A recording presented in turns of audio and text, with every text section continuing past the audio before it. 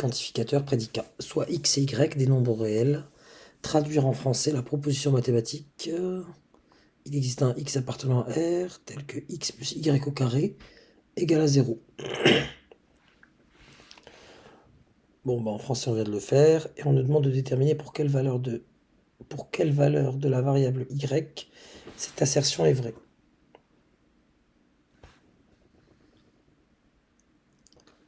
Donc l'assertion qu'on a face à nous, c'est la suivante. Il existe un x appartenant à R, tel que x plus y au carré égale à 0. Ici, on remarquera qu'on a quantifié, donc on a fait précéder la lettre x d'un quantificateur, donc ça devient une lettre muette. Y n'est pas quantifié, donc le prédicat il est de la forme PY. C'est une proposition qui dépend de Y. Voyons voir par exemple si ça fonctionne pour P de 1. Est-ce que P de 1 est vrai? Point d'interrogation.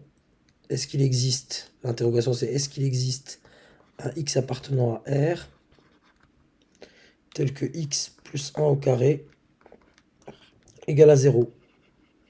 Oui. P de 2 également, P de 3, P de moins 4, P de moins 5, etc. Vous avez affaire ici à une équation du premier degré et il y a toujours une solution.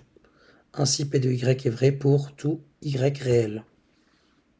Donc c'est une proposition qui dépend de y. X étant quantifié dès le départ.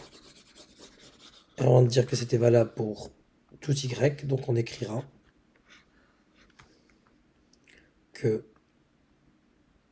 on nous dit de reformuler le résultat obtenu sous la forme d'une seule assertion quantifiée pour tout y appartenant à R, quel que soit l'y considéré.